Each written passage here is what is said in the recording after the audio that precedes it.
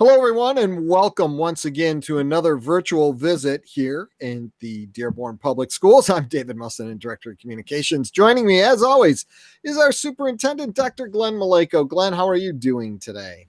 Doing very well, David. I know today's a nice day of weather while we're taping, but we have some snow coming up. So are you ready with the potential snow day notification alerts and everything? I hope you're ready. Yeah, all set, all locked Okay, in, good, ready to go. good. So just in Yeah, case. yeah, good. How do you like go ahead. I just think there's something wrong with talking about snow in May, but Sure, it is yeah. Michigan. Yeah. Well, how do you like the hair? I think the haircut went well, Glenn. I don't know who your stylist is, but I would say they did a fine job. Yeah, that's my wife. Actually, we took a risk, and I was looking at those 1 minute messages in the last one where I had the Salina shirt. I could see my it was getting thick. I was like, all right, we got to do it. So we took the dare, and it worked out. Good thing you don't see the side back, but other than that, we're good. A little blotch. You and probably about half of America. I think every Facebook post and every Twitter post this past weekend was people either giving themselves a haircut, their family members a haircut, or their dog a haircut. So I think you're good. You're looking good. And somebody who is also always on top of things and looking good as well, always, is our Executive Director of Student Achievement, Dr. Jill Chochol. Jill, thank you so much for joining us here today. You haven't had to give any haircuts in your household, have you? Well, no, but like everyone else, whether it's, snow in May, whether it's dealing with long hair or hair of a different color, we're Michiganders and we know how to deal with, all kinds of challenging situations. So it's a pleasure to be here. Thank you. Well, you're welcome. Thank you for being here. And all of these things, we are joking as they're minor things in the big picture of things, but you have to keep a sense of humor as well. One of the things that we are talking about that is taking place, we have been talking about enrollment because things look a little bit different this year. And one of the big events that normally is taking place during April and May is Kindergarten Roundup. And that too is looking a little bit different this year, isn't it, Jill? Yep, it's looking a little bit different. As all families know, our schools are closed and therefore all school-based activities have ceased for the rest of the year. And Kindergarten Roundup was one of those activities that elementary schools held each spring to introduce, welcome, and orient both parents and upcoming kindergarten students to the school, to the staff, as well as a number of other elements relative to the whole start of their academic careers. So the kindergarten roundup does look a little bit different, but our building administrators and our outstanding teachers are working together to provide an opportunity for a virtual roundup this year. And so, beginning next week, schools are on a different schedule. So, parents should check their school website. Every school will be providing an opportunity for parents and students to connect, learn more about the schools. Enrollment packets have either been mailed out already. Many enrollment packets have been picked up.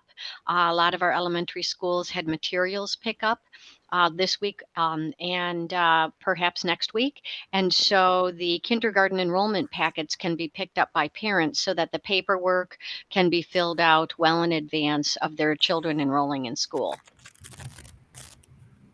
Well, and we know this time of year is very exciting, Dr. Chochol, for parents that building as we get into the new norm. But appreciate the fact that we're going to do some of these things virtually. And I remember, myself, my daughter now is 11th grade, but when she was a kindergartner, I still remember how nervous it can be for the dads can get a little nervous, but I think the mothers even more so. I remember personally. And so I'm glad that we are, moving forward. And it's such an important time. So hopefully we can ease some of the anxiety out there already given the crisis, but now we want to make sure we get our kindergartners in place as well. So I also know that you we have the Young Fives program to the GSRP. Can you explain a little bit about the differences of those programs? Absolutely. So our GSRP program is a state-funded preschool, and GSRP stands for Great Start to Readiness Program. And so we have room for approximately 480 students. So that's almost a third of our upcoming kindergarten class. So every year, we're very proud to say that about a third of our students have already been enrolled in our district for a full year, and they move from their preschool, their GSRP classroom, right into kindergarten. So the GSRP programs are continuing also to provide instruction for students. During this time of school shutdown, our teachers and our associate teachers started connecting with students and their families right away the week of March 16th. Our teachers and associate teachers have gone to homes to drop off books and other learning materials for the students. And recently, our GSRP team, led by Amy Modica, our coordinator, completed and successfully submitted a continuity of learning plan for preschool. So we're very proud of our preschool program. It is one of the most highly rated preschool programs in the region and in the state because of the outstanding caliber of our staff. So the preparation in the preschool program all helps kids get ready for that all important year, that kindergarten, when our students will formally start their K 12 career.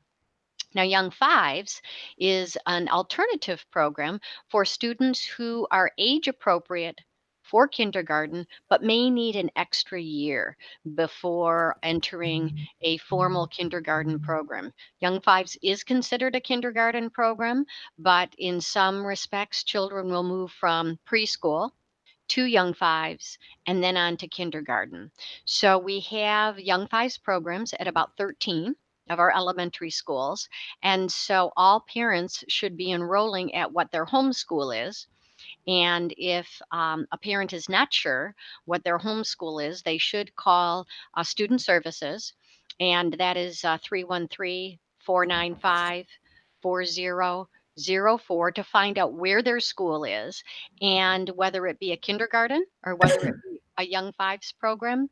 They can enroll at their home school and be referred to a Young Fives program if indeed that is their interest. Okay, so just for the public out there, we want to reiterate that Student Services is open, and for registration questions, the number is 313-495-4004. Therefore, we're providing support to families for any of the programs that you mentioned with early childhood and kindergarten roundup. So I think that's great for the public to know, where they can go for that information if they have questions. So thank you, Dr. Chochol. Absolutely. And of course, contacting the school in your attendance area, they'd be able to help as well. Absolutely.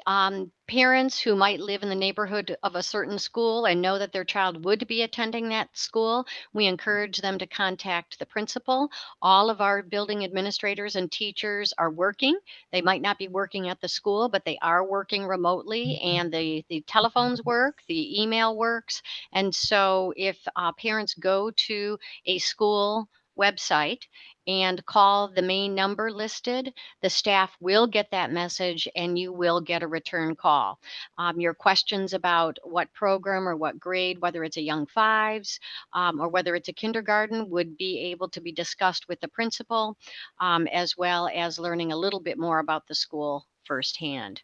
GSRP enrollment, along with kindergarten and Young Five enrollment, is also taking place right now, and the Cotter Early Childhood website has the relevant information, and student services at that same enrollment number can also be contacted to learn more about the registration or enrollment process. So we're enrolling students every day.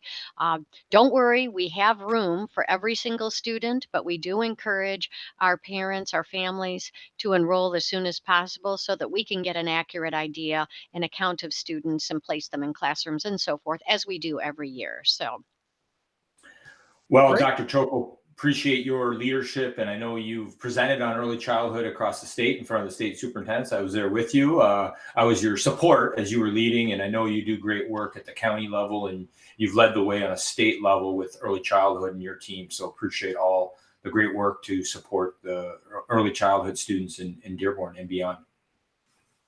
Yep, it's my pleasure. We have a great group of outstanding early childhood educators, teachers, and administrators. So it truly is a joy and a pleasure. Outstanding. Well, thank you both for stopping in and taking a few minutes on another virtual visit here in the Dearborn Public Schools. We are open for business. Our buildings are closed, but we are open and we are enrolling students, especially those kindergartners. We look forward to having them part of the Dearborn Public Schools family. And speaking of family, take care of your family and take care of yourself as well. We'll see you next time on our next virtual visit.